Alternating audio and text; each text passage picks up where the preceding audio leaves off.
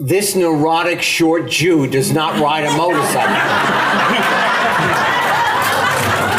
I could not figure out the gas, the gear, the brake, and I got on it. I had to move it 5 feet on the soundstage.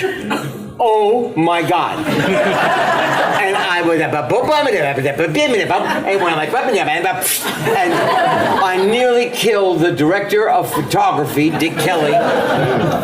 The bike went down, we slid under the truck, and they came running over to make sure that the bike was okay.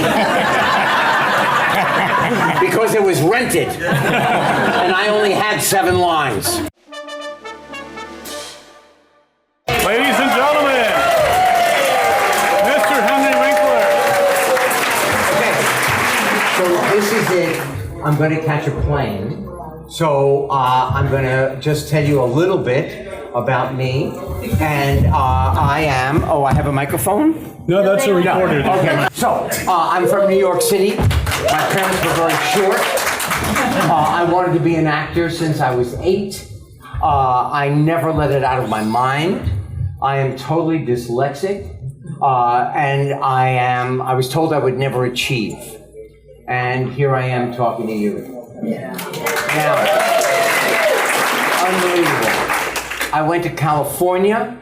2 weeks later, I was on the soundstage with Anson and Don, Ron, and Marion and Tom Bosley. It was amazing. It was like a gift from heaven. I couldn't get hired because I was the Fonz, and everybody said he's great, he's talented, but he was the Fonz. Yeah. So I started writing children's books, and last Tuesday, my 39th children's book came out. And I'm going to brag. It's called Detective Duck, and it's about a little duckling who dreams about being a detective. And she's also an environmentalist. Yeah. So she uses her detective skills to keep her pond healthy. Anson has done that for 50 years. I have heard an ow for 50 years. But let me just Thanks say... for waiting for me. Let me just say that the duck next week will be on the New York Times bestseller list, and I am so proud. So are we. Now, here's what I think. Do they ask questions? Yes, I hope so. I think we should start right off and ask questions of all three, unless you have something to say. I have nothing to say. You have to say. 50 I have a years. major film. No. Donnie? I'm good. I'm good. I'm good. So, whoever has a question, just stand up. Just stand up where you And are. cheer. And Nothing. And stand up. Stand up. What is your name? My name is Suzanne. Suzanne. And you are? My daughter. Mother and daughter. Turn around so everybody can see you. Let's give a hand. And I've been a fan since the beginning. But anyway, when you guys were filming Happy Days, were you friends off the set? Like, did you do things together off the set and go to each other's houses, things like that? Oh, yeah. Did you? Oh, yeah. I thought, but the one thing that was terrific, our mentor, Gary Marshall, put together a softball team. Oh, that's awesome. And we all played all over the world. Softball. Weekends, we practiced, yes. And we played, what is that, with the 2 words? Baseball. What is it? Charades! At Jerry Paris's house. At Jerry Paris. Yes. We were friends. We have been friends for 50 years. And it is honestly true. And we are a family. There are other sets where, they dispersed and they never talk to each other again. We love each other. Yes, that's very true. I do. My question is, how was the audition process for the Fonz? For the Fonz. For the Fonz. I walked in. I was there for 2 weeks. I was in California. Hair down to my shoulders. I walked in, Gary Marshall, 11 people in the room, and I said, honesty is the best policy. This sweat stain that looks like the Hudson River is in direct correlation to the fear that is running through my body. I had a guy named Pasquale. He was going to read the other part of the script. I looked at him. I don't know where it came from. I swear to you. I said, hey, don't look at me like that. I threw the script up in the air and I left the room, and I got to be with these guys. Ma'am, yes, what is your name? I'm Lynn. Hi, Lynn. Michelle. Michelle. Sisters? Best friends. Best friends. Blessed friends. Blessed friends. I love that. The first question is for you. For me? I want you to look at this. Oh, yes. I And I want you to recognize tell me how old you were. how old I was when I did that. This is an album of 1976. About 76, yeah. Yeah, I remember that well. Do you? I was 23. 23 when I did that. I have that album. You do? I do. I didn't know that. Singing or acting? Do I prefer? Oh. Which is your favorite? Oh, people ask me that, and it's so impossible. I can't answer it. You know what? Here's the thing: when you're acting, I'll take parts. You know, because it's a pretty good role. You know, it might not be the greatest role, but I think it's worth doing. And then there's another part, might be a little better. And there might be another part that's not even as good, and then there might be a great part. But when I'm singing, I'm picking out the material, and I'm picking the greatest songs that were written, and with musicians, and how I'm going to do it. So it's not apples to apples. You know, if I'm getting a great acting part, I love it equally with singing. But I'm singing all the great parts, and I'm not always acting the great parts. And let me just say, Get so excited. he travels all over the country with how many pieces? Well, I don't travel with those. I do. No, but behind you, how many pieces? Sometimes 17 pieces, sometimes 4, 5, 10, but 17 as well. Wow. Yeah. And I have to brag too, because I've seen Don many, many times. I've never been to one of his shows that wasn't a Bravo standing ovation. Oh, thank you. Every time. When are you coming here? Well, I hope soon. I have a new CD that I did here in Nashville. My producer is here, Tony Mantor, and our great guitar player and arranger, Tom Wilde, is here. And we had an amazing group of musicians, and we're starting to talk to some venues that maybe I could perform at. So hopefully soon. Somebody over here. You got Michelle. You forgot. Oh, Michelle! What a good friend. So I've listened to your book, and your personality is in real life very different from your portrayal of the Fonz. Yes. So when you got older and out of the Happy Days era and started doing other like Waterboy And Barry. and Yeah. and Yeah. all that, how did you feel about getting to portray somebody that was a little more silly and fun? What I did was I went to college for 4 years, graduate school for 3 years.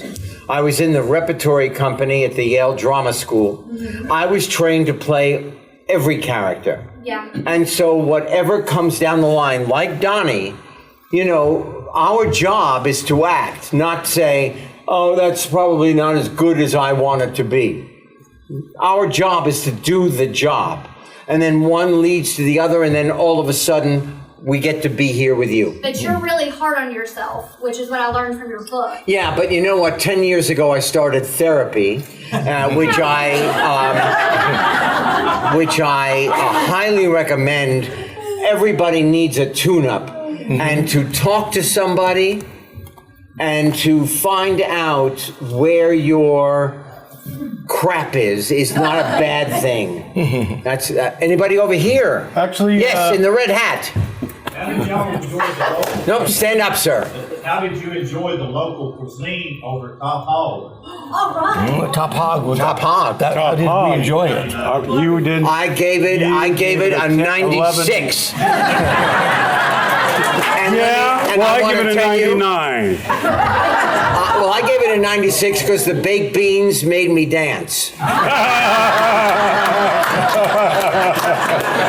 Donnie? I give it a 98. I was fine with the beans. Sir? I actually had a quick question for you. Yes, sir. The Fonz is obviously a very avid motorcycle enthusiast. Yes. It's my understanding that you, in real life, are not. All right, I just want to say this neurotic short Jew does not ride a motorcycle. I could not figure out the gas, the gear, the brake, and I got on it. I had to move it 5 feet on the soundstage. Oh my God. And I was and I nearly killed the director of photography, Dick Kelly. The bike went down, we slid under the truck, and they came running over to make sure that the bike was okay. Because it was rented, and I only had 7 lines. Yes, sir. That segues into my question. Yes. And there's a scene when you all were in Hawaii that began a cultural Yes. phrase. Television shows. Did you ever think that Jump the Shark would become such a big deal? No, it was a kid at the University of Michigan. He and his roommate came up with, when I jumped the shark for Potsie, he said, oh my God, the show is Jump the Shark. Well, first of all, we were #1 for years after that. At that time, when the phrase first happened, people actually read newspapers. And when they would say Jump the Shark in the newspaper, they had a picture of me water skiing. And I had great legs. Did you hear the story? What happened with that? Someone got the URL on that, and it was one of Howard Stern's employees. Yes. He sold it to TV Guide years ago for $10 million. Really? Really? Oh my really, God. Yeah. Wow. And we got nothing. We got 0. Zippo, nothing. How does it work that way? Sir, Yes, I was born. what is your name? My name's Michael. This is my lovely wife, Amy. Hi, Aim. I was born the same year that the show came out, so I was for a number of years deprived from the first season. And years later, I finally saw him when I was in my 20s, and I couldn't figure out why everybody was coming into Cunningham's back door. And then I realized because it changed to the other side.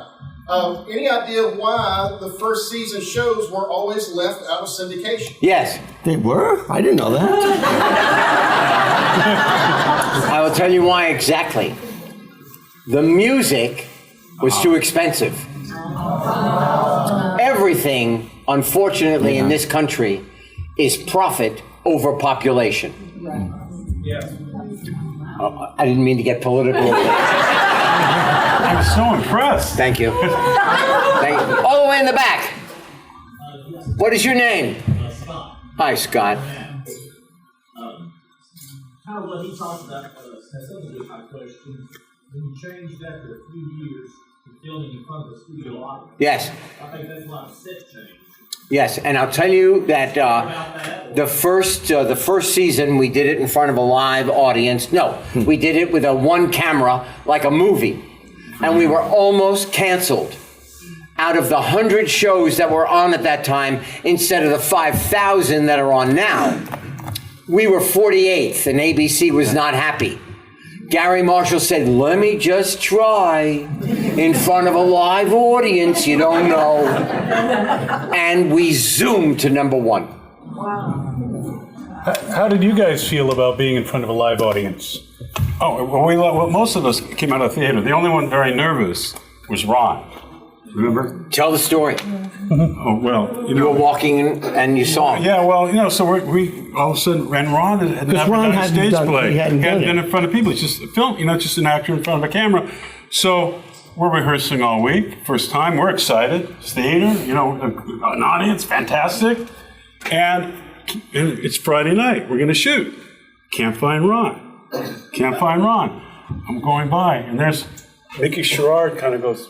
Mickey, tell him who Mickey Mickey is. Sherrard's a costumer, and there was a little costume department there on the set, and back of the stage, and there's Ron in the corner like this. And I could just see, he walks out. He was scared to death, and he killed. He killed. He just became Like a duck to water. It was amazing. Both of you guys, it was like just an amazing experience. It was. To see. Ron was one of my great acting partners in my life because we did a lot of scenes together. And then one day he called me on the phone next to the donuts on stage 19 and said, "I'm not coming back." And I thought my life was over. And I just said, you know what? You wanted to be a director. You've talked about being a director. Go and be great. And I have no idea what happened to him. Yeah. I think about $3 billion in revenue later. Sir. Yes, sir. My name's Bob Helms. My wife Sharon Helms, right there. Hi, Cher. We drove up. Oh, there you are. Yeah. We drove up from Memphis this morning. Didn't find out about this until last night, about 10:30 at night. How long did it take you to drive? About 3 hours and about a half. Wow. Anyway, I was going to say there's one of our favorite Christmas movies that you're in that we watch every year. It's called It's Most Wonderful Time of the Year. Thank you. Was that a blessing for you to do? I want to tell you something. Honest to God. First of all, I love that movie. Yes. We shot it in Vancouver. I had a great time. Miss Burns was like gorgeous. You looked up, no. But I will tell you this. I've dreamt of doing this since I was 8. On the 30th of October, I'm going to be 79. And I am still at the table. I am so grateful. I don't have the body or the words for it. Well, that famous line in the movie that you tell her on the stairway to go to the airport, you said, "Get off your tush." And I thought that was real cute. Huh? Yes. Yes, my darling in turquoise. Okay, what was it like? What was your name? Victoria. Nice to see you again. Thank you. What was it like when you would interact with Laverne and Shirley? Oh, yeah. Oh, I'll tell you. And then you say. Okay. So they were. Shirley was my date. Laverne was with Richie. And then we would go and do their show because they were right next door. This fact will tell you everything you need to know. During the summer, they got almost all of the air conditioning, and we lost weight. But they were an unbelievable duo. Bless their souls. Yeah. Pretty much sums it up. Okay. All the way in the back. I'm trying to pull you. What is your name? Keith. Could you just do the trademark Fonz? Of course. A. Bravo! Encore. Hey, all right.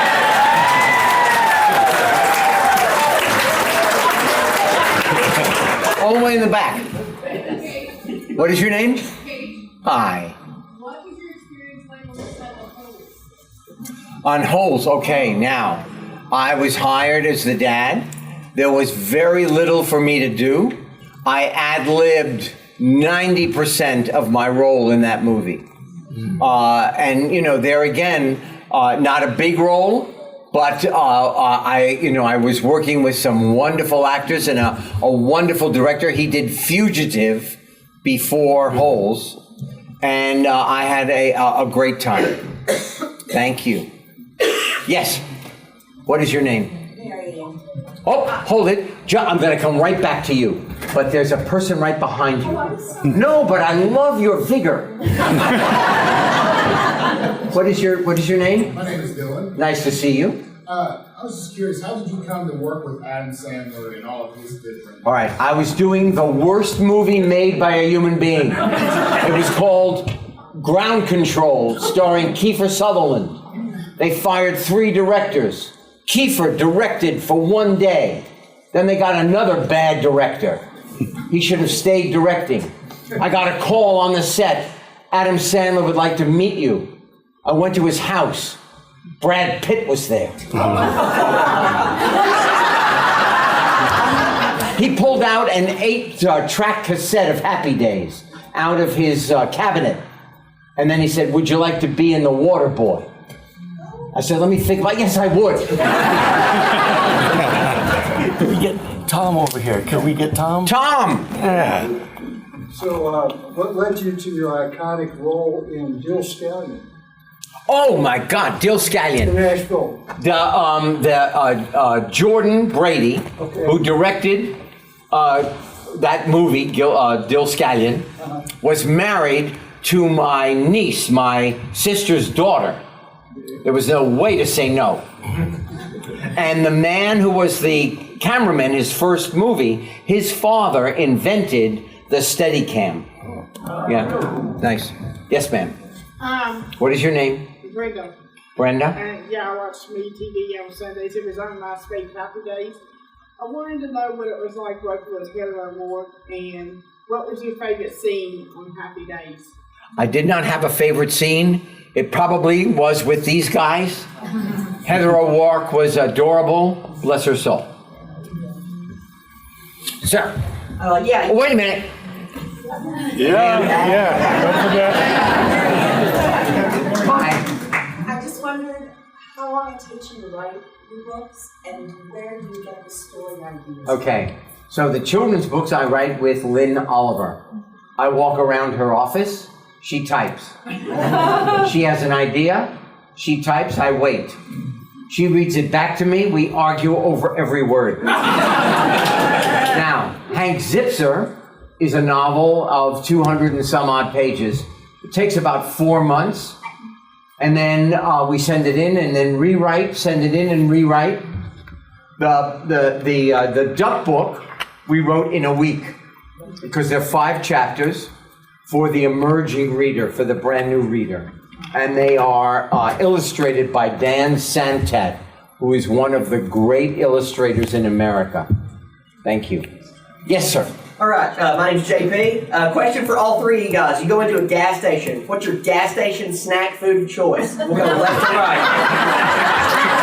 I get a 3 Musketeers bar. When I was growing up, my mom would say you can have any candy bar you want. It's the most ounces. So I get a 3 Musketeers bar. Wow. What's your gas station snack food of choice? I guess because I did a commercial for them, Reese's Peanut Butter. As we move along. To me, 39-cent hot dog. Okay. You're bringing on home. Okay, Sugar Daddy Lollipop. Okay. Yeah. But at a gas station, I don't get out of the car. Yes. What is your name? My name's Ellen. Hi, Ellen. My favorite episode of Happy Days was when Robin Williams was on. Oh my God.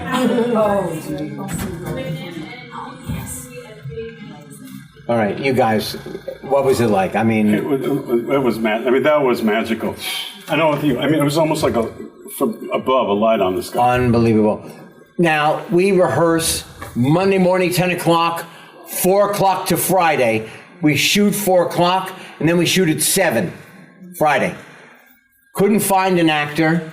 Wednesday morning, nobody to play this character. So the lady who did the scripts was reading his part. Our casting person, Bobby Hoffman, brought this very quiet young man. Hello. And then he picked up a script. It was like a volcano took off. I realized, get out of his way and know your lines, because he never did anything twice. I said, hey, you want to rumble? And he went,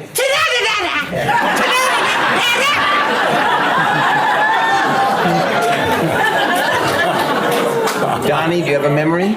Yeah, my memory was I didn't have to be at this Friday. It was Friday because I had Thursday camera day. Explain camera day. Yeah, well, There's never a writer on the set. Yeah, we were rehearsing. We read the script on Monday at a table with everybody around, the writers. And then Tuesday we start blocking, getting it on its feet and figuring and rehearsing a little. Then Wednesday, and we still don't have Robin, as Henry said. And Wednesday we rehearse more and then do a run through for the writers. And I guess they still hadn't had. No. Because the one they wanted, Dick Shawn, turned it down. And then the other John guy, Biner. somebody else you say got fired. Yeah. I didn't even remember a guy got fired. You say I don't remember right. But then Thursday, so I'm coming in late because I'm not in the first scene. And I come into the soundstage, and almost immediately, as I'm walking, there's this buzz, this incredible buzz in the room. And everyone's like talking. And somebody comes up to me and says, "Where do you see this guy? He's unbelievable. He's great. I mean, you can't even believe it." So I get over to the bleachers and I'm watching the scene with you and him, and I think Ron was in it. Mm-hmm. And I'm seeing this guy. I'm going, it's a guy supposed to be playing someone from another planet. I said, they got somebody from another planet. I couldn't believe it. But the thing is, on Thursdays, there's never a writer on the set. Thursdays is camera blocking. That's where you have stand-ins and they match the cameras to the scene and blah, blah, blah. Never a writer. When we got in there, every writer was on the set, like this, like rewriting the entire script. Okay, so taking down what he was saying. Yeah, like what did he say? Our script was 54 pages long for a half an hour. And then we would shoot it, and they would edit it. His when he got his own show, his script was 30 pages long, and it said a lot. Robin will say something here. It's true. What is your name? Penny. Nice to see you again, Penny. Thank you. I always had a lot of respect for you as an actor, but when I saw you in the movie Heroes, that was just like a whole nother realm for you, it seemed like. Because I saw you in The Lords of Flatbush, I saw you in Happy Days, but when I saw you in Heroes, what was that like? That was just such a different role for you. Well, so I'm doing this movie, Heroes. I have in my mind I should not be typecast. I made a mistake of doing a movie that was so far away from what people wanted to see. I should have taken the shorter journey, a longer journey. But I worked with Harrison Ford, who just came back from England doing Star Wars, and Sally Field, who had just come out of her cocoon from being the flying nun to this incredible actress. And it was something. It was something. I love that movie. Yeah, thank you. Yes, ma'am. Hi, I'm Dottie. Dottie. Hi. Anson, I love your singing voice, and I enjoyed when your little band would perform occasionally at Arnold's. Mm-hmm. Was that fun for y'all? And Henry, the episode where you got to sing. Well, I didn't sing. I talked my song. And the second question, do each of you have a favorite episode? Yeah. Well, music, it was so much fun putting music on the show. Actually, it was kind of an entrepreneurial thing because, back then we didn't get paid those big dollars per episode. And I always was one to see what you have, not what you don't have. And I've been in singing in clubs, things like that, and musicals. And I thought if we had a band on the show, maybe I could get booked singing somewhere. And Gary Marshall, I got a hold of him one morning. He said, I don't have time. I go, it'll take a minute. He goes, a minute, walk with me. You got to walk with me. I go, Gary, you got girls on the show. You got cars on the show. You need a band. I sing. He goes, whoa, you sing? Yeah. Are you good? Pretty good. Oh, I bet. He goes, I used to be a drummer. He goes, oh, Ralph. He starts singing this band together. Ralph, Richie, I like it. There's an episode coming up. I think we can fit in. Let's give it a try. I go, I'm singing on national television. All of a sudden I hear, but you're singing to a bulldog. I go, excuse me? You're singing to a bulldog? He goes, yeah. He goes, I believe you're good. I don't have time to listen. If you're good, I get laughs. If you're bad, I get laughs. You're singing to a bulldog. There was. First episode, singing to a bulldog. What's the name of the book you wrote? Singing to a bulldog. It was the beginning of another career. Something like, well, bust muscle, what's wrong with me? I met you. and the dog doesn't like it, jumps off the chair. I go, but they. So anyway, we were able to start a music career, and I did. You know, I was able to get gigs off the show after that. And my favorite episode was the one he was featured in, which was when he broke your motorcycle. Oh, wow. You guys, to this day, I just howl. All right, you know what? Yeah, right. We're going to go, and we have to catch a plane. Anson and I are going home. I want to just say, first of all, thank you for being here. Thank you for being in this room. Thank you for coming to spend time with us. And thank you for your warmth. What a great city you live in. Thank you so much. Thank you.